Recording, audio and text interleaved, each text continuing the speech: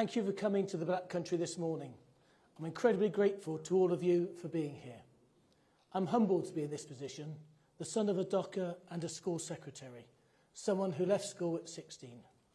I've worked in business all my life, but what I'm doing now is the most important thing I've done in my life. I've had some big challenges in my career. I advised the Japanese government after the 2008 earthquake. I worked with a housing executive in Northern Ireland following the Good Friday Agreement. And in the middle of the financial crisis, worked up the plan to ensure the London Olympic Village was transferred and converted to family housing afterwards. But there's no bigger challenge than the one we face today in our region. A decade of low economic growth, stagnating wages, the biggest tax burden since the Second World War, public services on their knees, and a crisis across our communities. But it's a challenge that Labour has a plan to tackle, and here in the West Midlands, I have a plan too. 150,000 new jobs and training places to support people into high-paid and quality jobs across every part of this region. I'll revitalise our high streets and bring back pride in our towns. I'll bring back buses into public control to put cheap and reliable transport in every corner of the West Midlands. I'll fix a housing crisis and crack down on rogue landlords, building more homes and, importantly, more council homes.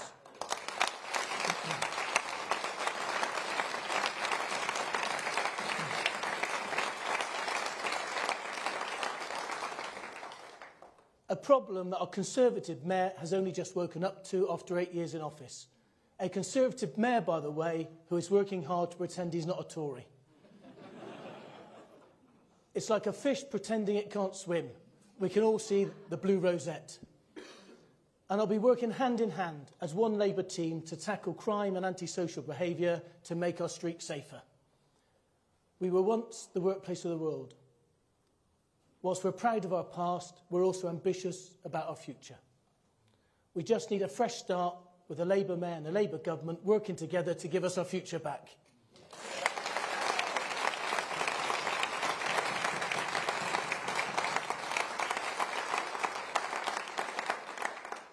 And one of the key people in that government is someone I'm always impressed with.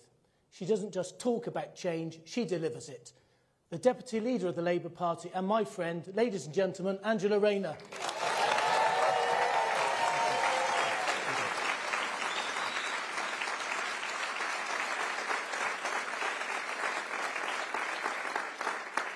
Thank you, and it's a pleasure to welcome you to the capital of the Black Country today to launch Labour's local election campaign. And welcome to Dudley. People from around here really know what it means to graft. This town was one of the birthplaces of the Industrial Revolution. It was right here with a smelted iron thick in the air and limestone bricks towering high that Britain was built. It was Labour as the party of working people and the party for working people that empowered those workers to come together and unionise, to fight for better rights at work and keep more of what they earned. In the 20th century, when the sun had set on the quarries and the kilns, it was under Attlee's post-war Labour government that this town saw council houses built on an unprecedented scale, along with good, proper public services that people could rely on, with a history as rich as anywhere. We have come to the Black Country today as a signal of the future we want to build.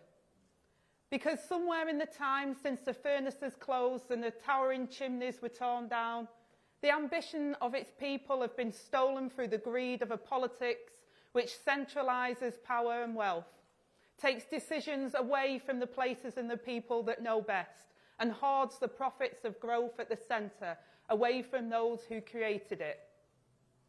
Today in Tory Britain, our regions and nations are more divided than ever.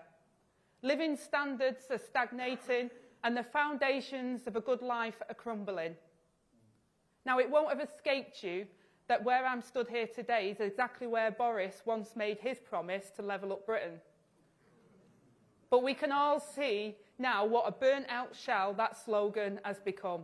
Like a car that's been nicked and then left behind a row of garages, only for the Tories to leg it out the passenger door the minute they get past the 2019 election.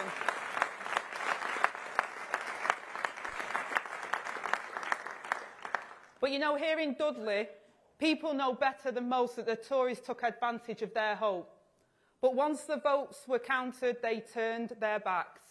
And so Keir and I have a responsibility to launch this campaign today with an eye on the road ahead. We know that it will be left to a Labour government, but also to Labour mayors and councils too, to deliver where this government has failed.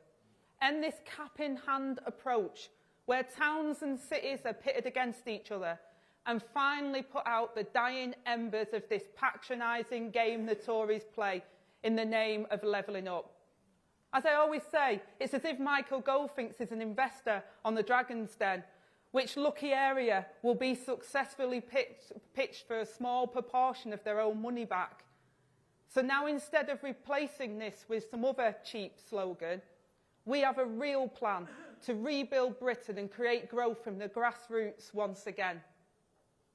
So today, Keir and I are delighted to publish our plan to release Britain's untapped strength, to build an economy that works for everyone, to get growth in every corner of the country, and to put more money in people's pockets, to give people back control of what matters to them.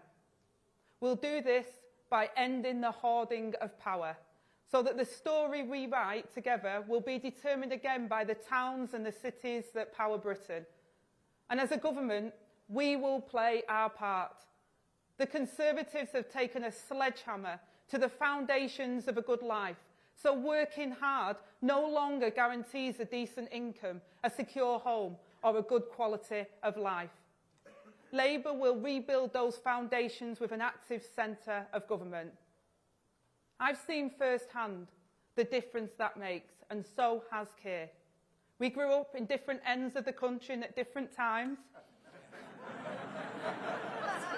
Not too different. But we endured the same insecurities and hardship that so many working people face. I guess the one difference is, though, I had to endure it as a ginger. So I've got one up there. But seriously, the council house, minimum wage, income support, tax credits, Sure Start, training and opportunities, they're the things that help me and so many others. We delivered by different departments, agencies and levels of government. And of course, we delivered through the Labour movement itself. As we did then, we can do it again.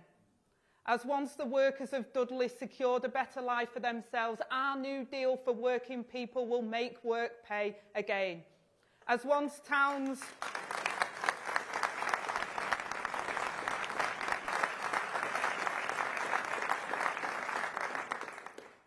like this powered Britain, our green prosperity plan and industrial strategy will support the new jobs and industries of the future across the country.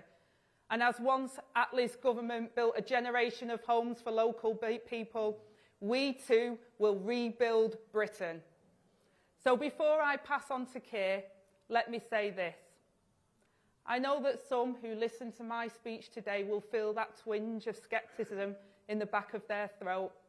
And in part, that's because we have a Prime Minister who's political equivalent of that friend from back home who says he'll get the first round in if you pay for the taxi, and yet when you get to the bar, he's nowhere to be seen. But that scepticism can pass and be replaced by everyday sort of hope for the future, a hope that once powered places like Dudley. So you have my word today that we won't make promises that we can't keep. You can believe that we're serious about fundamentally shifting the way Britain is governed. We seek power so we can hand it back to the people. That is the Labour way.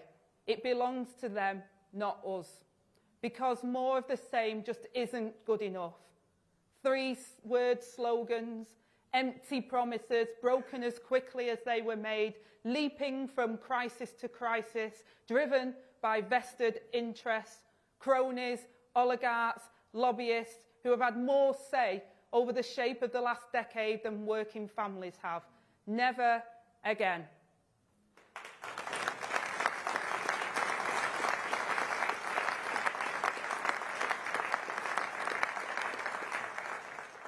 We could now be months away from the reset of a nation. On the 2nd of May, the country has a chance to send the Tories a clear message, put an end to the chaos and the failure visible in every community up and down the country. Sewerage in our streams, crime on our streets, mortgages and rents that are sky high. It's time for change on the 2nd of May. We used to say the Labour Party is a moral crusade or it is nothing. Well, I'm telling you now that my moral crusade is to fight for working people who built this land so that they will benefit again from the growth that they create.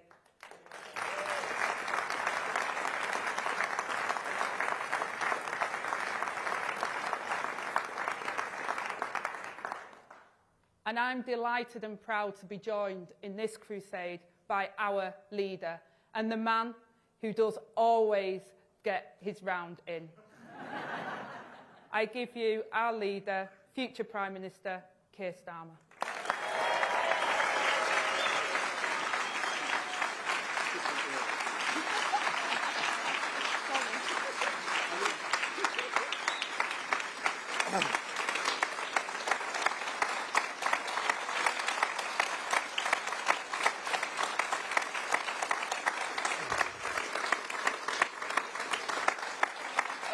Thank you. Thank you all for that warm reception. It's really fantastic to see you all here in this room today. Thank you, Ange. Happy birthday. It's Ange's birthday. What a treat we put on for her. And some advice for all of you, if you're thinking of getting in a round with Ange, don't be tempted by her favourite drink, the Venom cocktail, or you'll live to regret it. Thank you, Richard, for your introduction. We are so excited about the vision you have for the West Midlands. And as Ange said, it's great to be here in Dudley to launch Labour's local election campaign. The path to changing Britain, to national renewal, starts and begins here.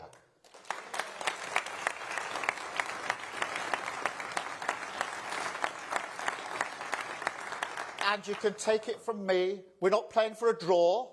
We're looking to win in Dudley, looking to win in the West Midlands, right across the country, from Hastings to Hartlepool, a changed Labour Party on the march, on your side, return to the service of working people.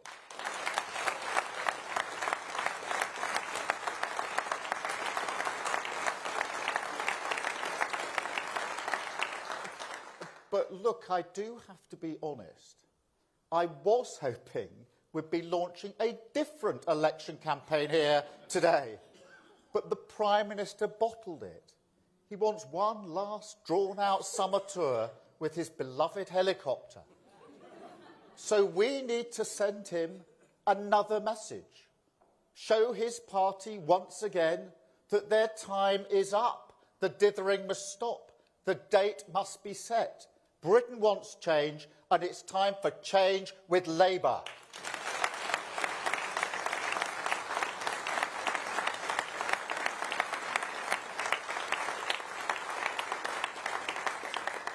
Because the choice at these elections is exactly the same as it will be later this year. Stability with Labour, or more chaos with the Tories. Unity or division. Renewal or decline. A changed Labour Party ready to serve the interests of working people, or a Conservative Party that has forgotten how to serve anything other than itself. And we can all see the consequences. Their failure is visible in every community in Britain. The sewage in our rivers, the ambulances that don't come, the schools crumbling over our children's heads, mortgage and rent payments through the roof. And now, on top of this year, your council tax rising, a new Tory stealth tax coming soon to your letterbox, £300 per household, and they hope that you won't notice. In fact, they tell you that they're cutting your taxes, while at the same time they're rifling through your back pocket, give with one hand and take even more with the other. And on and on and on it goes. Say the right thing, do the exact opposite. Say we're all in this together, but decimate your public services. Say there's no downside for business, but rush through a careless Brexit deal. Say this is for ordinary people, but crash the economy to give tax cuts to the richest 1%. A party that is now so desperate, so broken by its failure to address your problems, that it has completely cut itself adrift from the responsibility of service, reduced, with no record to defend, to exploiting Britain's problems for the politics of division. But look, here's the good news. They don't get to choose. You don't have to take it anymore. You can stop them. And that's the beauty of democracy. The power of the vote rests in your hands. And on the 2nd of May, you can reject the chaos, you can reject division, you can reject decline and vote for national renewal with Labour.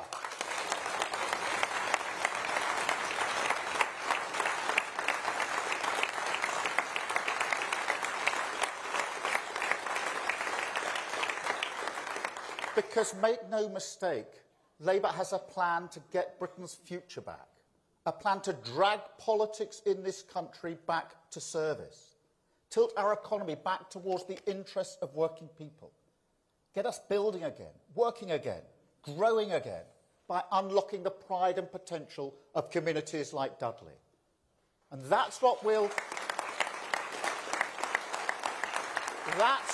be campaigning on during these elections. And look, I know some of you may have heard this kind of thing before. In fact, as Anne said, this is the reason we came to Dudley to launch this campaign. Because, of course, it was right here that the former Prime Minister, well, actually the former Prime Minister, if I'm going to be accurate, gave his big levelling up speech, a project he said would turn the tide on regional inequality in this country and give a fair share to towns like Dudley. And, you know, people say to me, the worst thing you can do in politics is to prey on people's fear. Yet in some ways, preying on their hopes is just as bad. And that's what the Tories did with levelling up. Of course it struck a chord. Of course, a town like Dudley wanted that hope to be real, not just the promise of a better future. We all need that. It's also how that project knowingly spoke to what towns like this have lost, the way of life that disappeared when the factories or pits closed, the community, the security, the chest-out pride that grows when you are certain your contribution is respected. That what you do, what you make, matters. And not just for your family, but for your community, your country, and even beyond our shores. A pride that looked out to the world and said, this is our place. This is who we are. Now, it was steel here, but the same is true of shipbuilding in towns like Hartlepool, car manufacturing across the region, mining everywhere from the chalk and clay of Essex to the coal seams of the Midlands and the north. I mean, look at the names of our football clubs. Stoke City, the Potters, Stourbridge just down the road, the Glass Boys, Angie Stockport, the Hatters. Now, that pride is still there. Of course it is. And why not? I think Stockport gunning for promotion. But over the years, it's a pride that's become a little less sure of the ground beneath its feet, in need of a stronger foundation, a government willing to see communities like this not as a charity case or a political client, but as a source of growth and dynamism ready to be unlocked. A partnership where politics offers you service rather than turning its back once it's counted your vote. Now, we understand that in the Labour Party. Trust me. What towns like this have been through over the decades. It's our history, our communities, and in many cases, the story which has shaped our families. My dad was a toolmaker. He worked in a factory. He always felt, particularly in the 80s, that he was looked down upon, disrespected. But equally, my sister is a care worker now. So I will never accept that it's only the work of the past which deserves our pride and respect. And that was the great lesson of the pandemic. It showed exactly who made up the backbone of Britain. The carers, the couriers, the driving, the teaching assistants, the warehouse workers, the supermarket staff, the nurses and the paramedics. The working people of this country, my Labour Party, stands with you.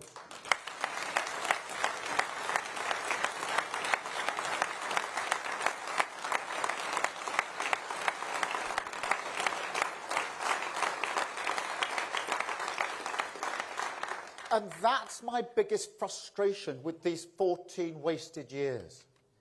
It's not just the stagnation, not just the price working people have paid. It's also the countless missed opportunities to give working people the power to drive our country forward, to bring people together outside of a crisis, unlock that pride people have for their community, and harness it to change our country. Now, levelling up is a good ambition for Britain. Taking back control, if it means control for communities, not politicians in Westminster, that is absolutely essential for growth. But moving forward requires not just a new plan, but also a fundamental shift in how we govern. Britain's got an economy that hoards potential and a politics that hoards power.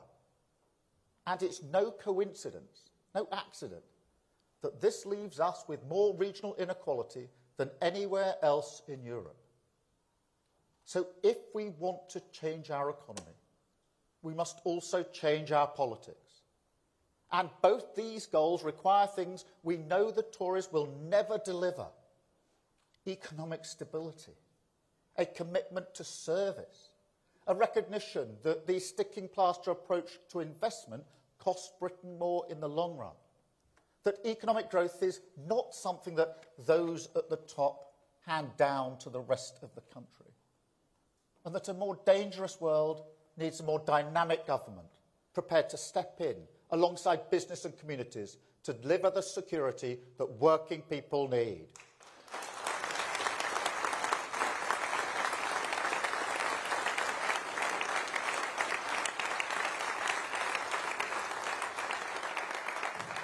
But perhaps most of all, it needs an end to politics that is done to communities, not with them. No more political hero complexes, no more fantasies, no more easy answers that require nobody, politicians or anybody else, to lift a finger. Change comes from us all. I mean that. The Tory era of politics as performance art is coming to an end. But to get Britain out of this hole, we all need to roll up our sleeves. National renewal is a partnership. And I'm not here to tell you everything will be easy. That's what happened 4 years ago. Labour will give you a plan. We'll give you new powers to make a difference in your community. But look around your country. We need you. After everything you've been through in the past 14 years, I know this is a hard request to make. I know how little faith there is in politics to make a difference. But in your heart of hearts, I expect you know that this is what Britain needs right now. And coming together after all the chaos and division behind a credible long-term plan, a plan to back your potential, match your ambition, unlock your pride, so together we get Britain's future back.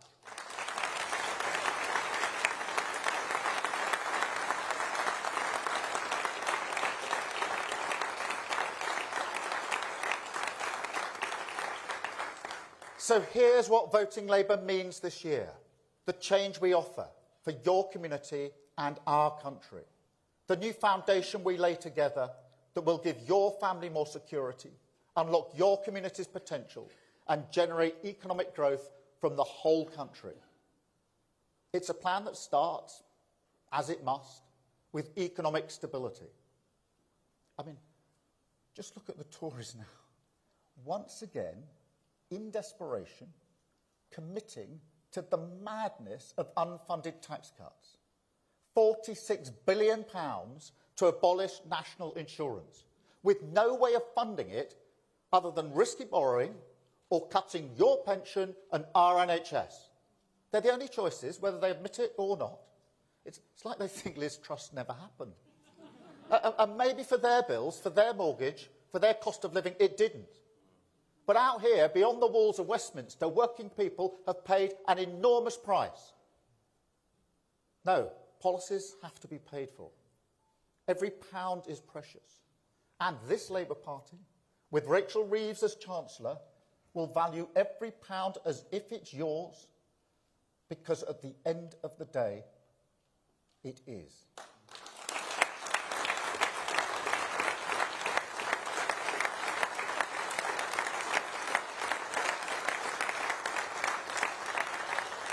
And on that rock of economic stability, we lay our new foundation, 5 national missions, 5 new priorities to turn the page on Tory decline and walk towards national renewal. 1, higher growth, with a reformed planning system, no longer blocking the homes, the infrastructure, the investment that the country needs. 2, safer streets, with 13,000 extra neighbourhood police officers cracking down on the antisocial behaviour which blights too many of our town centres. 3, cheaper bills, with GB Energy, a new publicly owned company harnessing clean British power, not foreign oil and gas. 4, more opportunities for your children, more mental health support in our schools, expert teachers in every classroom, new technical excellence colleges, training our kids in the skills they need and businesses want. And 5, our NHS back on its feet, 2 million extra appointments every year, a plan to cut the waiting list, start clearing the backlog, rescue NHS dentists and end the ATM scramble at your GP surgery.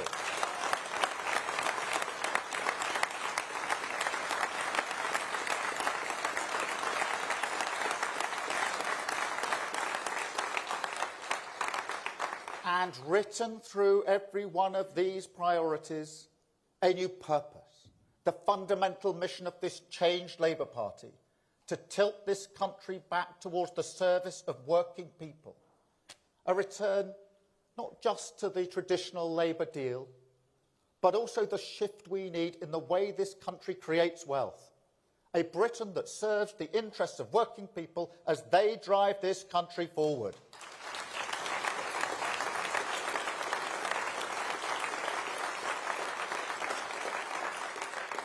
And so, when we look at the opportunities clean energy and new technology can bring, we do so with a national wealth fund that stands with business, invests in the critical infrastructure our future growth needs, creates 650,000 new jobs, over 60,000 in the East and West Midlands, a plan that will relight the fires of renewal in communities like this.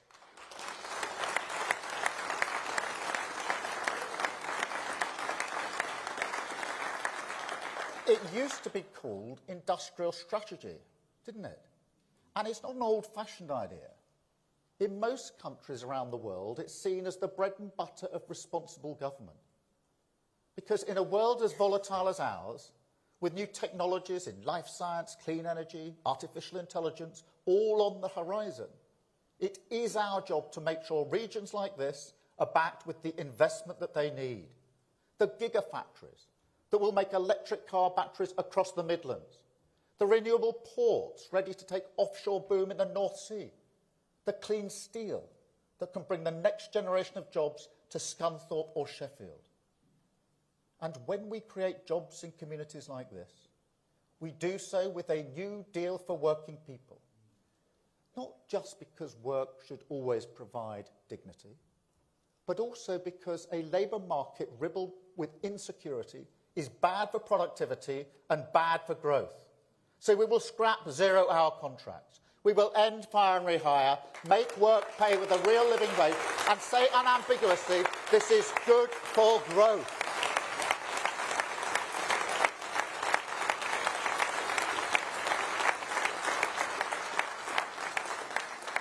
And on top of this new foundation, we will deploy the full power of government to deliver security for working people.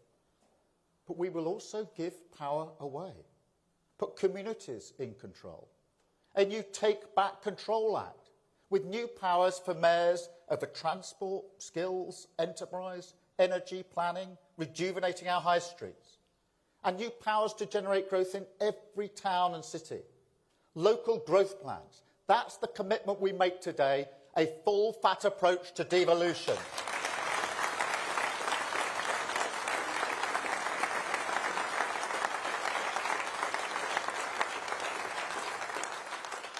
But with that, an expectation that those powers will be used to grow the local industries that are so important to unlocking pride. The argument is simple. Devolution is absolutely essential for taking on regional inequality. Democratic decisions are better made by local people with skin in the game. I've always believed that. Because it wasn't some central planner who built the old round oak steel factory all those years ago. It wasn't a big politician who made Stourbridge famous for glass production, or the Black Country in Birmingham the workplace of the world. No, that sort of pride is not in the gift of politicians. It's built up over the decades by the people, the businesses, and the workers of a community.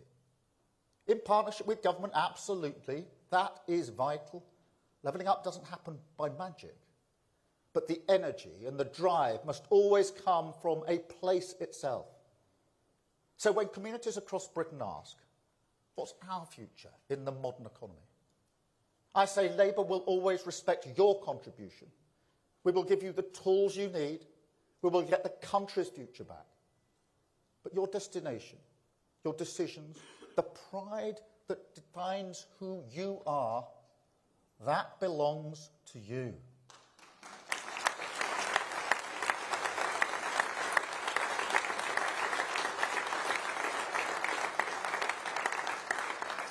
And there is a power in that. A power which I believe can change this country. Let me put it this way. At some point in your life, many people here will have heard a doubting voice inside saying, no, this isn't for you. You don't belong here. You can't do that.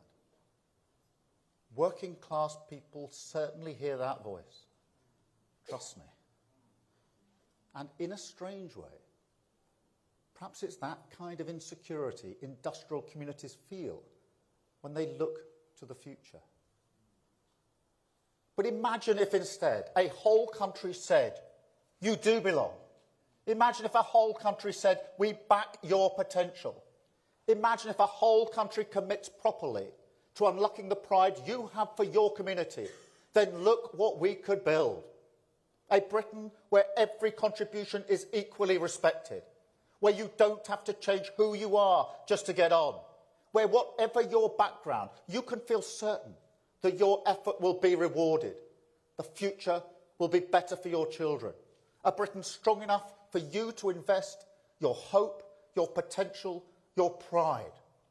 A country we can build together. That is the change we offer. That is Britain's future. To get it back, vote Labour on the 2nd of May. Thank you very much. Thank you.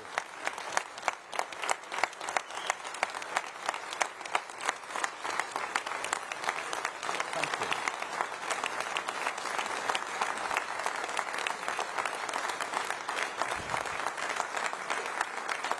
Thank you very much. Thank you. Fantastic to see you all.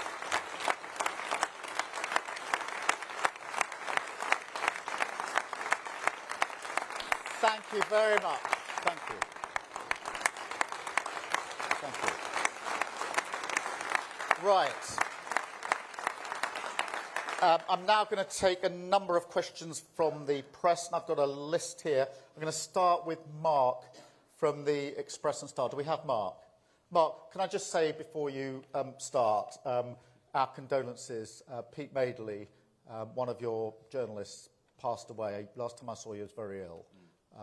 Please pass our condolences to his family and to all of your staff. It must be a very, very difficult time for everybody at the Express and Star. Will do. Thank you very much. That's much appreciated. 35 years ago, this was a bustling, thriving town, 3 big department stores. You could buy anything. Since then, under both Labour and Conservative governments, it's been a best-managed decline. It's suffered more than most towns have in this country. At the moment, the government has proposed levelling up plans for an Eton College building and for the university. An Eton College at a sixth form to give children from deprived backgrounds a chance to get Eton education, and demolish the Hippodrome Theatre to build a university campus. My questions are, can Dudley become the thriving town it was in the 1970s, 1980s? And what are your thoughts on these regeneration proposals that the present government is putting forward? Are they enough, and what would Labour do differently? The answer to the question is yes, it can become a thriving town and place again, and I'm determined that it will. And the phrase you used then, managed decline, is the phrase that should eat away at all of us, because that is the feeling in too many places across the country. But for that to happen, we need a viable plan, and we need to do the hard yards. And as Angela said, levelling up is not a slogan. It's got to be a viable plan and the hard yards of a plan that will actually work across the country. The number one mission of an incoming Labour government will be to grow the economy. But not just to grow the economy, which is vital, but to grow it in every place across the country. Not to have it grown in some parts of the country and redistribution to be the one-word answer for other places. So we will work to rebuild Dudley and all the other places and cities across the country with the hard yards and the viable plan that we put forward this morning. Thank you, Mark, very much. I've got Lewis from ITV Central. Hello, Lewis. Lewis. So, first of all, I mean, some voters across towns like Dudley, right across the Midlands, are still really unsure about whether Labour really does have their best interests at heart. There's still a bit of convincing to do there, I think. What can you say today that will convince people that you do have their best interests at heart? And given the fact that we are here in Dudley today, I wonder too, what does the Black Country mean to you? Well, look, I mean, this is such a good question, because one of the most important things in politics is being clear that you get it, you understand how people feel about themselves, their family, their community, their place.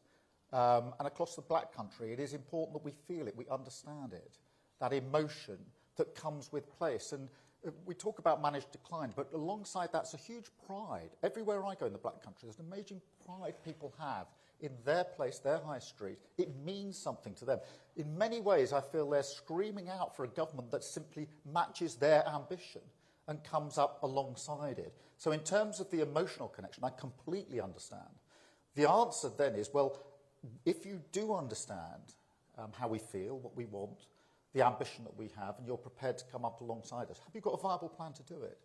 And that's why the local growth plan is so important, because that is local, it's based in place, it's about people with skin in the game, playing their full part, but alongside a national strategy that works. That is hard yards, and my frustration of the past 14 years, but particularly since 2019, is that in saying levelling up, the government was tapping into something real that people yearned for, but they didn't have a viable plan and they didn't do the hard yards. That's unforgivable. And we intend to turn that around and make sure that we can make that connection real and change places across the Black Country. Thank you for your question. I'll go, please, to Beth. Thank you. Beth Rigby, Sky News. Keir Starmer, you're framing these elections as a national moment. And if the polls are right and there's real enthusiasm for Labour, you'd expect 1996-style numbers, Labour shooting up by hundreds of councillors and the Conservatives losing even more. Isn't anything short of that a sign you're not in landslide territory? And just quickly, your talking about devolution, but there is an immediate crisis with 1 in 5 council bosses saying they think it's fairly likely they'll go bust in the next 15 months. The Local Government Association calculates that there is a £4 billion funding shortfall in the next 2 years. Will you commit that money? Thank you. Well, Beth, thank you, and let me address both parts of that. The first thing to say, just from the very beginning of your question, Beth, is obviously what we've got on May the 2nd is the mayoral and local elections, and later in the year, the national elections. But they go together, because what we want to do is to make sure that the local and the national are integrated. And this is the first part of a 2-part series, if you like, and that's why 2nd of May is so important. Look, I acknowledge that we need to work very, very hard to win that election. I say to my shadow cabinet every week that in order to get from where we landed in 2019 to even a 2 or 3 seat Labour majority will require a bigger swing than 1997. That's a sobering thought. That's why we've been disciplined, focused, changed the party, exposed the government as not fit to govern, and are absolutely intent on putting our plan for Britain before Britain. That's the opportunity we have now. We will continue to do that. We have gone from a party that suffered the worst loss since 1935 to a serious contender as we go into that election. And I say to my shadow cabinet, put the polls to one side. It's the hard yards of focus and discipline and being clear that we're delivering for the country. And have one thing in mind, that we will restore this country to the service of working people. That's the chance that we have to turn this country around. And Beth, you're quite right to then focus on the appalling situation in which many councils have been put across the country. And there's no playing political games on this. Councils of all political stripes are struggling with the lack of funding they've had over a prolonged period. And we need to turn that around. We will do that. I think there is scope for different kinds of funding settlements. Talk to any council leader and they'll say the 1-year settlements are very difficult for us because we can't spend money effectively and as well as we should. So it's hard because there isn't enough money. It's even harder because it's 1-year settlements. We can change that around with 3-year settlements. I can't pretend that we can turn the taps on, pretend that damage hasn't been done to the economy. It has. The way out of that is to grow our economy, and that takes me back to the plan that we're launching today. Thank you very much, Beth. Can I go to Paul, Channel 4, please? Paul. Morning, Sir Keir. Nice to see you. Nice to see you too. Just picking up from Beth's question there, the plan to empower local communities through devolution, isn't that radical? You said it yourself, it's pretty much Boris Johnson's Levelling Up 2.0. But the one thing that all local authorities say is they haven't got enough money. So are you committing to real levelling up with real new money for the Levelling Up Fund and for local authorities? And we'll be more than happy with just a simple yes or no answer. Well, you've asked me 4 questions, so it's a little bit tricky. But I'm beating Beth. But look, I mean, firstly, levelling up requires the hard yards and a viable plan. It didn't have one. And that's why 4 years on, I think, if you go around the country, and I know you do, asking people, do they feel they've been levelled up, do they feel that they're better off now than they were, the answer will be a resounding no. Because you can't come up with a slogan and pretend that's going to change the state of places. It's much harder work than that. And that's what the politics of service is all about. On the mayoral aspect of this and the devolution, yes, some of that devolution has happened through existing mayors. There's other mayors that are up for grabs at these elections. But there is then the question of how a government works with the mayors. At the moment, what you've got, and you see this across the country, is national government working against or in conflict with mayors, not with them. That's a mindset change that we have to break down. I want the partnership of, as it were, city or place with country coming up alongside each other. On the question of the money, one of the shocking statistics is this, that only 10% of the levelling up money has actually been distributed. Let that sink in. This great promise, and 10% has been distributed because there wasn't a plan to get the other 90% out there. So we can change that straight away. That is unlocking a huge amount of money by being clear about the plan, the structures that we're going to put in place. So that does release a huge amount of money in. And yes, of course, I want to invest more in our public services, in our public places, and our local authorities, we're going to have to work hard to do that. I can't pretend we can do that on day one. What I can say is we'll roll our sleeves up, we will grow the local economy, we will make sure that private investment comes in. There's no end of investors that say to me, I would come in if I could see a viable plan that I could get behind, but at the moment I don't. And so it's not as simple as sort of a two-word slogan. It's much harder yards than that, and that's what we're absolutely committing to today. Thank you, Paul. I've got Amy from ITV. Amy. Yes, my TV News, morning. I've got a couple of questions, if that's all right. I'll start off with... Well, it's supposed to be one each.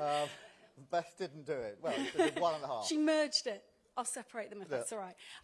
Angela Rayner, your deputy's here today. Happy birthday. Greater You're not Manchester... going to spoil our day, are you? I might be. Greater Manchester Police said last night that they're considering or reconsidering investigating her. Does she have your support, and are you concerned that this is going to overshadow what you're trying to achieve? Angela has my full support and my full confidence today and every day as we work together to take the Labour Party back into government so we can serve the interests of working people. And she's vital for that.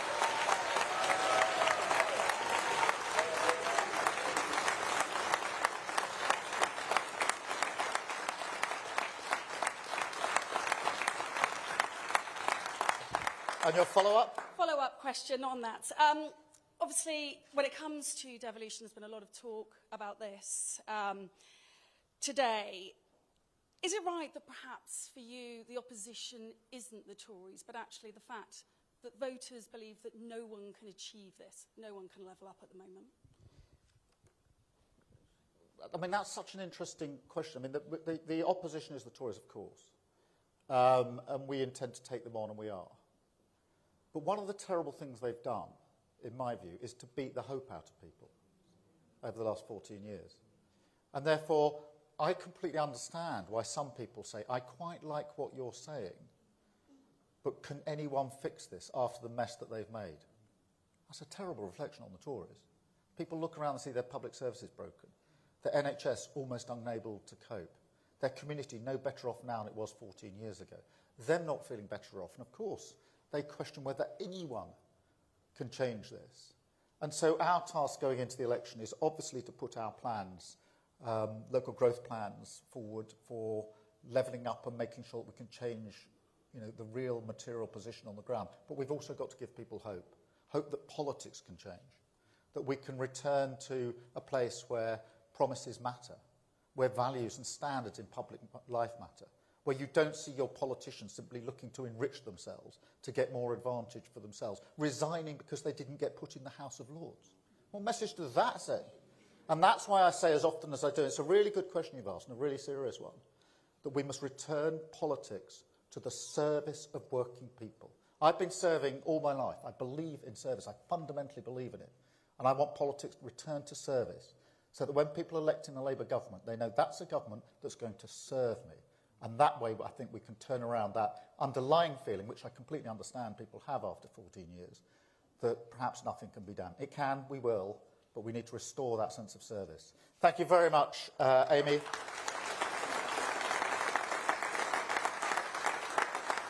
Ian.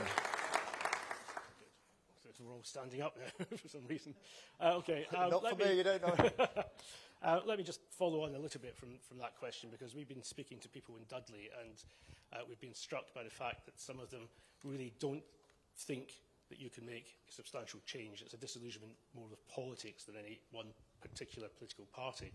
But obviously there are things you can do to restore confidence. So I'm going to ask you a very specific question.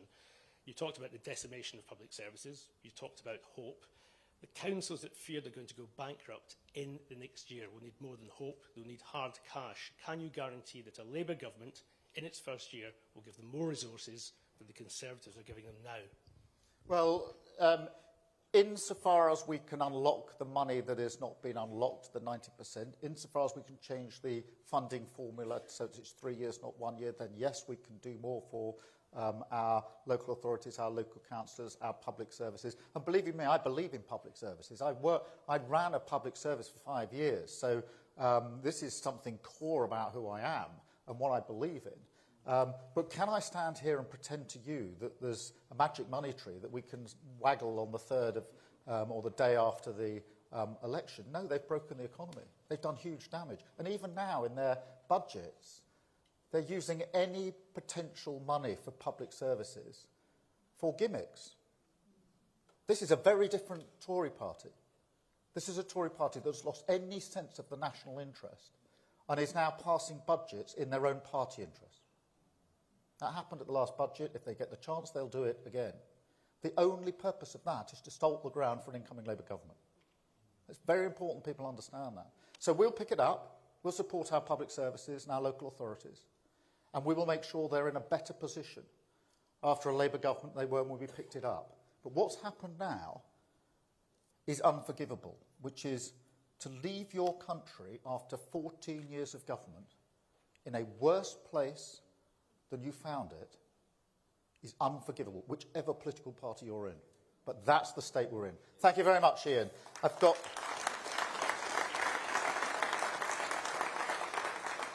Chris. Christopher Hope, GB News. So Keir Starmer, you said you want no more political hero complexes, but in recent weeks, David Lammy, Rachel Reeves has praised Margaret Thatcher. Today, you've praised Boris Johnson's levelling up policy. You've got a Take Back Control Act. Obviously, Johnson is not your political hero. But why are you praising? But why are you praising Tories? Want your critics to say you're a Tory in disguise? Well, look, when I was speaking about Margaret Thatcher, I was singling out leaders, prime ministers, who I believed had a sense of mission, a sense of driving purpose. Now, I don't agree with her mission or her driving purpose. In fact, she did very destructive things across the country, including in the black country. And people are still paying the price of that. But I do think it's important to distinguish between leaders who have a driving sense of purpose, what they're trying to achieve, a sense of the hard yards of 5 or 10 years in government and leaving something better afterwards, than those that drift. And what have you got at the moment? What is the driving philosophy of Rishi Sunak apart from survival? What does he? I mean, people ask me, what does Labour stand for? What does Rishi Sunak stand for? He's just treading water. He's waiting. He knows the country wants change. He knows they wanted on the May the 2nd to have a general election. But he's treading water, preserving himself, party interest. And I think this is linked to the point Amy was made. I think that's why a lot of people are losing faith in politics, and we have to turn that around, Chris. It's very, very important. As for Boris Johnson, look, hands up, I'm no fan. And I do, to tap into something like levelling up, which really, levelling up as an idea has been around a very long time. Regional inequality wasn't first discovered in 2019. It's been deep for many, many years. But in tapping into that and promising that that would all change with a slogan, and then not having a viable plan, and not doing the hard yards, I mean, that is why politics is broken. That is why people don't believe in their politicians. Because he pretended it could happen, he didn't do the hard yards. And that's why I think everybody is pleased to see the back of him. Thank you, Chris. Nick from The Telegraph. Hi, thank you. So, Keir, I have a question on access to open justice, which I'm sure is an issue close to your heart. Because there's been a lot of controversy recently around the single justice procedure, where tens of thousands of people a month are being convicted in secret behind closed doors, often in their absence. At the same time, newspaper. So what will Labour do on open justice? Do you think that single justice procedure should be reformed, and should immigration system appeal decisions be routinely published? Well, I think there are two parts in that question, Nick, which require slightly different answers. As to journalistic access, I think that's really important. And I think we do need to ensure that there are mechanisms in place for journalistic access all of the time. Now, it's much harder, as you know, because back in the day, there were reporters in a lot of our courts all of the time. Now, the resource doesn't allow that, or it's more difficult to reach those cases. But our courts and our justice should be open, accountable, and that means that the eyes and ears of journalists should be able to get in there. And that's a very important fundamental principle as far as I'm concerned. On the broader question of open justice, we need to get the balance right. There are, thousands upon thousands of cases that are dealt with in our magistrates' court, but not necessarily in an open and full court hearing. And it would impose a huge burden on the court system if you if you change that around, where people are pleading guilty by post or whatever it may be. And you wouldn't want to turn that around and say there must be an in-person hearing for every single one of those cases. That doesn't mean journalists shouldn't have access to it, or it shouldn't be open in the sense that people can find out what's going on. But we do need to get the balance right. But the first point you make is a very important one about journalistic access, which I fundamentally support and always have done. Thank you, Nick. I've got Jessica from The Guardian. Jessica. Hi. Yeah, thank you. Well, we're all very aware of the wider financial crisis facing local authorities in the country.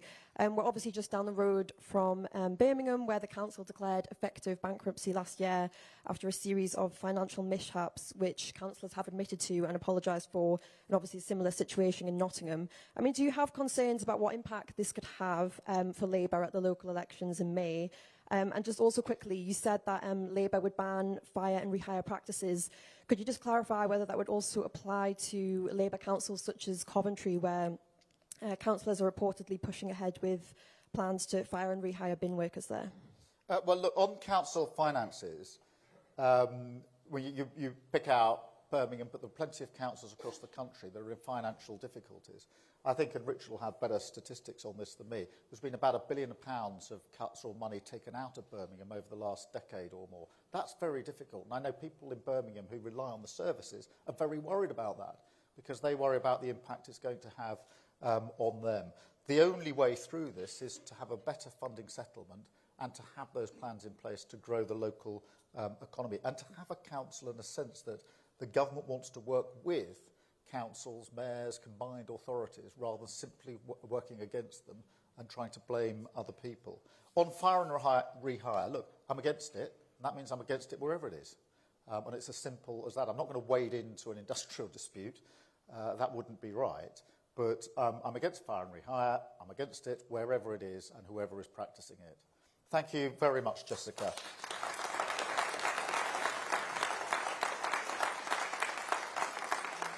Christian from The Express. Hello.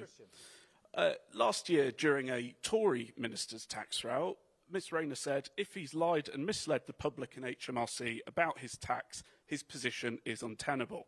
During the Beergate row, you said you would resign if found to have broken COVID laws.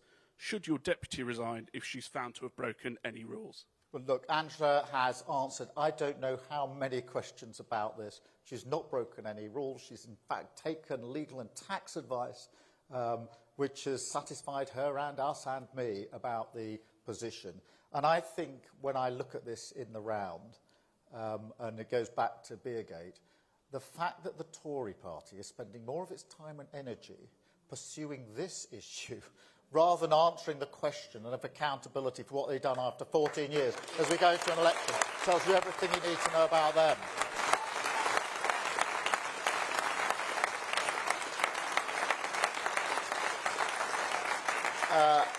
I've got Jack from The Sun. Jack. Thank you, Sir Keir. Can I just follow on from that? You just said that the advice given to Ms Rayner has satisfied herself and you. Last week you said you hadn't seen that advice. Have you now seen it? Should she now publish it in the aims of maximum transparency? And if not, are you holding Tory MPs to a lower standard which you and her are holding each other? Well, look, Angela's been very clear. I think she's been doing media this morning, which she's made it very clear that if anybody wants more information from her, any of the authorities, she's more than happy to provide it. But should she publish legal tax advice? No, she shouldn't. And where does this end? Are you, Jack, going to be calling for Tory ministers to publish all their legal and tax advice going back over the last 15 years? That's where this ends.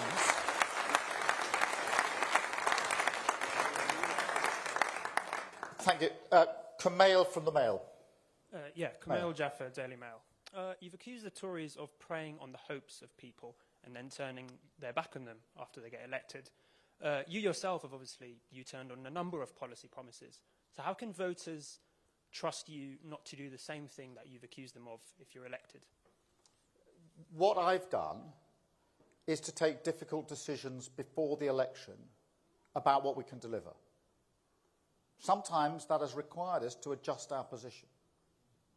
So if you take some of the commitments we made on £28 billion, since we made that commitment, the Tories have done enormous damage to the economy. and therefore we've had to adjust our plan. I would rather level with the British public before the election and tell them straight what we can do and what we can't do, and then deliver on what we say we can do, rather than do what Boris Johnson did at the last election, which is to pretend he could deliver everything and then deliver nothing. Because that leads you back to Amy's question, which is why do people not have faith in their politics? So I've taken a tough decision to not do things which an incoming Labour government might have wanted to do more quickly. But I've done it by looking down the barrel of the camera and saying to the British public, I will not make promises that I cannot deliver. And I'll say that before the election so you know where you stand, rather than after the election, when it will turn out to be a broken promise and lead more people to think that they can't have trust in politics. Thank you, Kumail. And Lizzie from the Mirror. Hi. Lizzie. Hi, Keir. Lizzie Buchan from the Daily Mirror. There's been some speculation in recent weeks that the New Deal for working people could be watered down due to pressure from business leaders. Can you guarantee that it would be implemented in full in the first term of a Labour government, including a ban on 0 hours contracts? Yes.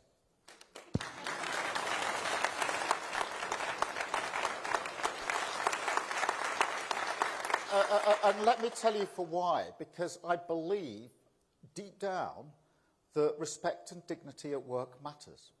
This goes back to what I said about my dad. It really matters that people feel respected, that they feel that they have their dignity at work.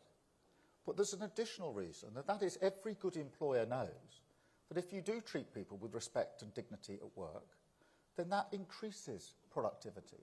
That increases the growth in your business and enterprise, and it's actually good for the economy. And that's why when I talk to employers, most good employers are doing all the things in our New Deal in any event. But yeah, we're absolutely committed to it, and we will be implementing it, and Angela's leading from the front on that. Happy birthday, Angela. Thank you all very much. Thank you.